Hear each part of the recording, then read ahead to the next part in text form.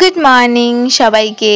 দেখতেই পাচ্ছ সকাল সকাল মা কি সুন্দর পুজো দিয়েছে আর কত ফুল ফুটেছে না। এই ফুলগুলো সব আমাদের বাড়িতেই হয়েছে আর সেইখান থেকেই মা পুজো দিয়েছে। আর আজকে হচ্ছে শ্রাবণ মাসের শেষ সোমবার, মা আজকে গায়ে উপোস রেখেছে।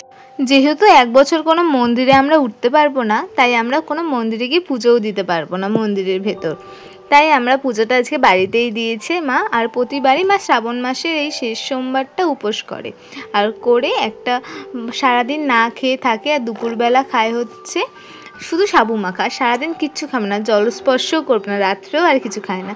কিন্তু এবারে যেহেতু সেইভাবে উপোস করতে পারবে না, তাই মা শুধুমাত্র অন্নভোগ না খেয়ে সাবু খেয়ে থাকবে। আর এই দেখো আমি এখানে পড়তে বসেছি, অনেকক্ষণ আগেই বসেছি, কিন্তু এখন মিঠি এসেছে পড়তে। আর মিঠি পড়তে এসে তো আর পড়তে বসবে না, কিছুক্ষণ খেলবে, আদর খাবে তারপর। আর আমি পড়ছি আর ও আমাকে এসে বলছে, দিদি তোর কোলে একটু বসবো। এবার তোমরাই বলো, এরকম মায়াবী মুখ করে যদি বলে দিদি একটু কোলে বসবো, তাকে কি না করা যায়? সে যতই আমি পড়া করি আর যতই আমি দরকারি কাজ করি না কেন। এবার ও আমাকে বলছে, দিদি তোকে না বইটা ধরতে হবে না, তুই আমাকে দে, আমি ধরছি, তুই পড়। এবার ও কী করেছে দেখো, গলার মধ্যে বইটাকে নিয়ে এখন এক একটা করে আঙুল দিয়ে দিয়ে দেখাচ্ছে আর বলছে দিদি পড়। তার উপর দেখো আমার পেটের মধ্যে কি করছে, এই ধুমধাম করেই যাচ্ছে। এই যে আমার ছোট্ট খাট্ট ভুঁড়িটা আছে, সেটাকেও ভালো করে তবলা বাজাচ্ছে কিংবা এরকম টিপুস টাপুস করছে। কী যে মজা পাচ্ছে ওই জানে, আর আমার কি হাসি পাচ্ছে। যত বারণ করছি করিস না, তত বেশি করে করছে। আর কি যে মজা পাচ্ছে, করছে আর খিলখিল খিলখিল করে হেসে যাচ্ছে।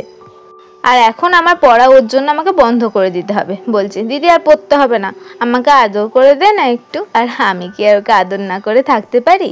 আর আমার মা বলছে, পড়া না করে এখন আদর খেতে বসেছিস? আর এখানে মহারানীকে দেখো পায়ের উপর শুয়েই পড়েছে, বলছে তুই পড়, আমি আর পারছি না, আমার কোমরে ব্যথা করছে বলে শুয়েই পড়েছে। ভাবো তো কিরাম পাকা, কথার বেলা টট্টরানি আর পড়ার বেলা একটুও পড়বে না। পড়ার বেলা কাজ কলা দেখিয়ে দিয়ে পালিয়ে যাবে।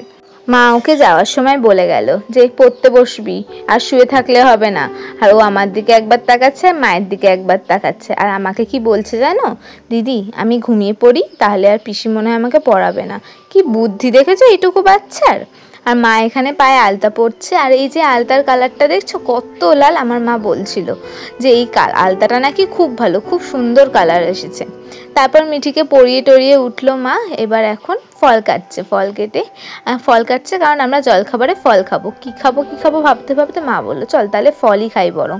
আর এখন তাই মা সব ফলগুলো কেটে নিচ্ছে। এখানে আছে আম, তারপরে আপেল, পেয়ারা, কলা, সমস্ত ফল আছে। আর সব ফলগুলো মা সাজিয়ে দিচ্ছে। আর ওইদিকে দেখেছো মিঠি আমাকে 10 বার একবার করে মিনির কাছে নিয়ে যাচ্ছে, আমার মিনির কাছ থেকে নিয়ে পালিয়ে চলে আসছে। আর কানে কানে বলছে এই মিনিকেও খেতে দিবি, চিকুকেও খেতে দিবি, এরকমভাবে। আর দেখছো আমার চোখ মুখ কি ফুলে গেছে। ঘুম থেকে উঠতে একটু যে দেরি হয়েছে আজকে। আর এখন যাচ্ছি অনেক কষ্ট করে মিঠিকে লুকিয়ে গঙ্গায়। মাইমা মামা যাবে আজকে গঙ্গায় স্নান করতে, তো আমাকেও বলেছিল। আর তাই আমি মাকে অনেক কষ্ট করে ম্যানেজ করে আমিও যাচ্ছি এবার গঙ্গা স্নান করতে। তারপরে যে মিঠি বাড়িয়েছিল ওকেও যে আমাকে সামলাতে হলো। তারপর লুকিয়ে টুকিয়ে চলে এলাম মা এখন মিঠির কাছে। আর হাতে দেখলে একটা ব্যাগ, ওই ব্যাগের ভেতরে আছে 2টো গঙ্গার জলের বোতল, খালি হয়ে গেছে। ওইগুলোই মা বলেছে যাচ্ছিস যখন যা একেবারে নিয়েই চলে আয়। এখানে আমি আর মাইমা যাচ্ছি, আর মামা অনেকক্ষণ আগেই এগিয়ে গেছে। আর এই দেখো এখানে এই শিব মন্দিরটা দেখছো, আগে এই শিব মন্দিরটা ছিল না, গঙ্গার পাশে একটা ছোট্ট শিব ঠাকুর ছিল, সেইখান থেকে এখন এই শিব মন্দিরে পরিণত হয়েছে। এটা বেশি দিন হয়নি, এই কয়েক মাস আগেই হয়েছে তৈরি। এখানে আমার মামা, তারপর আরও অনেকজন দাদা মামা অনেকে মিলে এই শিব মন্দিরটা তৈরি করেছে। আর এখানে আমরা গঙ্গা স্নান করে উঠলাম, উঠে মামি আর মামা মিলে ওই শিব ঠাকুরকে পুজো দিল। দিয়ে যেহেতু আমি পুজো দিতে পারবো না, যেহেতু আমাকে মন্দিরে উঠতে নেই, তাই আমি আর কিছু করিনি, আমি দাঁড়িয়েই ছিলাম চুপটি করে। আর এখন মামি আর মামা সবাই মিলে যাচ্ছি বাড়ির দিকে। আর এখানে যে শিব ঠাকুরের মন্দিরটা দেখছো, এটা কিন্তু আজকের নয়, অনেক বছর আগেকার। আমি সেই ছোট্ট থেকে দেখছি, মারাও বলে যে আমরাও অনেক ছোট থেকে দেখছি। আর এখানে মিঠি বাড়ি গেল। আর জানো মিঠি বাড়ি গিয়ে কি বলছে, বাড়ি যাওয়ার সময় তোরা কোথায় গেছিলি, আমাদের চিন্তা হয় না, পচা বাথরুমে চান করতে গেছিলি? আসলে মা ওকে বলেছে যে আমি গেছি পচা বাথরুমে স্নান করতে। আর সবচেয়ে বড় মুশকিল কি জানো, এখন যে আমি ভয়েসের রেকর্ডটা দিচ্ছি না, আমার পাশে মিঠি বসে আছে, আর আমাকে এখন তখন বলছে মিঠি যে কী রে তুই কোথায় গেছিলি, সত্যি করে বল। আমি বলছি না না এখানে মিছিমিছি বলছি। ও আমাকে বলছে আমি দিদা পিসি যাব স্নান করতে, তোকে নিয়ে যাব না, তখন তুই বুঝবি। আমাকে না নিয়ে গেছিস তো। এবার বলো তো আমি কী ফ্যাসাদে ফেসেছি।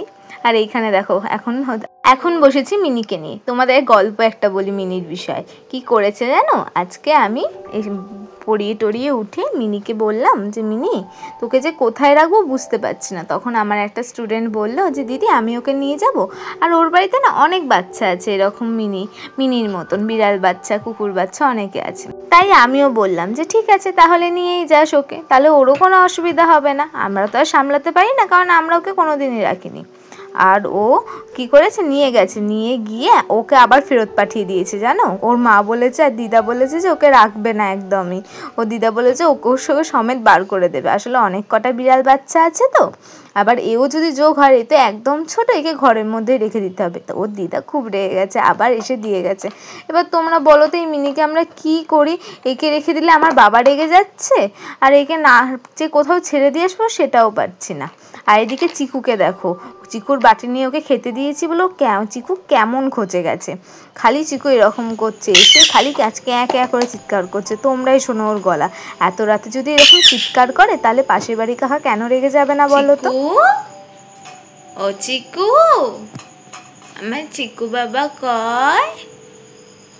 মিনি খাচ্ছে। মিনিকে খাইয়ে উঠে এখন আমি এসেছি পরোটা বেলতে। মা এখানে করছে হচ্ছে পরোটা। যেহেতু মায়ের উপোস, আজকে পোড়া খাবার খেতে নেই, তাই মা হালকা তেলে পরোটা ভেজে নিচ্ছে। আর মা এখানে জানো তো আমি 2টো করে পরোটা একসাথে বেলি। তোমরা যদি কেউ এই ট্রিকটা জানতে চাও অবশ্যই কমেন্টে জানিও। আমি কিন্তু তোমাদেরকে জানাবো যে আমি কিভাবে 2টো পরোটা একসাথে বেলি। আর তোমরা বিশ্বাস করবে না, আমার আজকে খুব তাড়াতাড়ি পরোটা বেলা হয়ে গেছিলো। আমি আর মা এখানে বকর বকর করেই যাচ্ছি, কারণ আমরা যখনই একসঙ্গে থাকি তখনই আমরা অনেক বকর বকর করি। আর বক বক করে কাজ করতে গেলে না খুব তাড়াতাড়িও কাজ হয়ে যায়। এই যে গাডারগুলো দেখেছো, এই মালগুলো আসে না, সেই মালের মধ্যে এই গাডারগুলো পেঁচানো থাকে। আর এই গাডারগুলো মা এর মধ্যে রেখে দেয়। আর এই গাডারগুলো নিয়ে আমার দিদা যায়, মাথায় আসলে চুল বাঁধে তো, তখন এই গাডারগুলো দিদারই কাজে লাগে। আর এখানে মা তরকারি গরম করছে। এখন অলরেডি 11:45 বেজে গেছে। আসলে আমাদের খেতে খেতে এরকমই দেরি হয়ে যায়। বাবা আসে 10:30টার পর, আর খেতে খেতে এরকম দেরি করে ফেলি। আর এখন মা ঘর ঝাড় দিচ্ছে, কারণ হচ্ছে এই যে রুটি করলাম তার জন্য। রান্নাঘরটা দেখো কত সুন্দর করে পরিষ্কার করে রেখেছে। আর শুধু এখন রান্নাঘর ঝাড় দেয়নি, চারিদিকে সমস্ত ঘরই ঝাড় দিয়ে দিয়েছে একেবারে। আর এখন আমরা ডিনার করতে বসেছি। ডিনারে আছে পরোটা, আলুর তরকারি আর ছানার জিলাপি। আমরা বরং এখন খেয়ে নিই। সবার যদি ভিডিওটা ভালো লেগে থাকে অবশ্যই লাইক করো। সবাইকে টাটা, সবাই ভালো থেকো, সুস্থ থেকো, টাটা।